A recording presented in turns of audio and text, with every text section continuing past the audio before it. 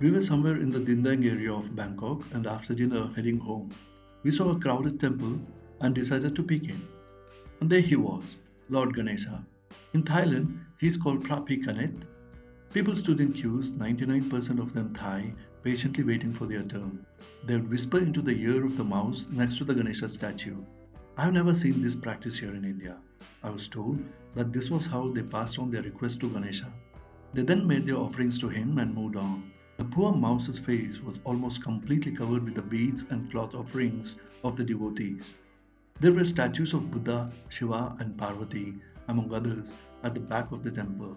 On sale were hundreds of Ganesha statues, quite expensive. Thailand's a Buddhist nation. Lord Buddha is revered here. 94% of Thais follow his teachings. Yet, we run into Hindu gods and goddesses so frequently here that it takes some time for us to get used to it and not be surprised. In my experience, simply based on the number of times I've encountered him compared to others, the most popular of all Hindu gods is Prabhikanet, Lord Ganesha. We are in the heart of Bangkok. The Ganesha shrine in Ratchaprasong in front of the Central World is probably the best known in the city. The placard says that for those who believe, the powerful, witty, and knowledgeable Ganesha removes obstacles, provides protection, and grants success. It also mentions that he is the god of arts. This is recognized by the government too. Ganesha is indeed the emblem of the Department of Fine Arts of Thailand.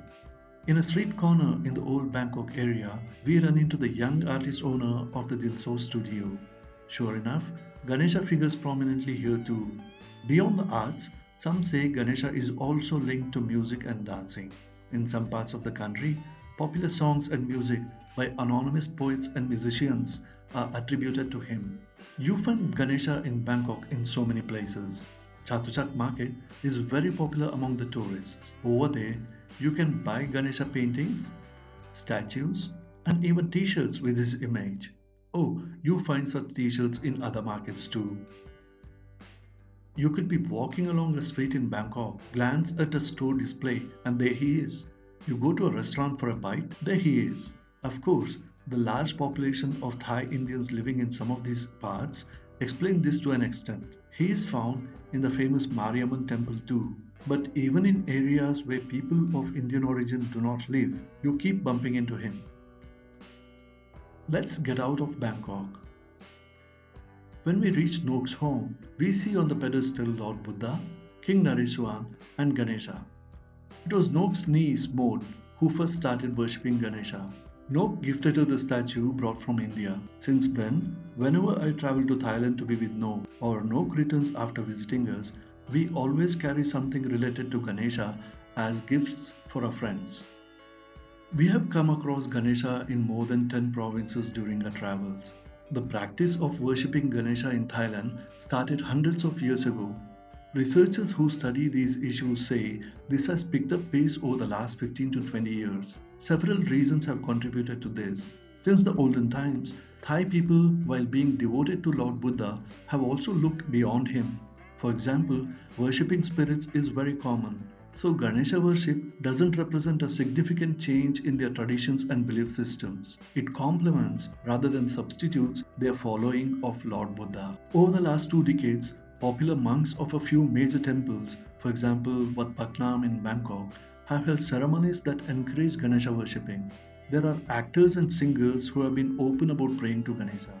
Devotee entrepreneurs have built attractive museums and temples of Ganesha. Even the government promoted the recent Ganesha Chaturthi festival that we celebrated. There is a thriving network of commercial enterprises selling everything from Ganesha statues to Indian sweets, which encourage Ganesha worship. Finally, a key factor has been the growth of social media usage among the Thais. The process of praying and the experiences are all shared widely, which I'm sure helps in bringing new devotees to Ganesha. I see two broad patterns related to Ganesha worship in Thailand. One, you do find his independent statues, but overall, he is mostly found as part of Buddhist temples, but less so in Thai Chinese Buddhist temples. Secondly, it's mostly the younger people living in urban areas who worship him. There was this time when we went to the temple called Wat Ban Tham in Kanchanaburi. We could see the city high up in the hills from the temple grounds. When we trekked up, who did we get to see? Along with Buddha? There was Ganesha too. Next time you're in Thailand, suppose you bump into Ganesha, don't be surprised. He is everywhere.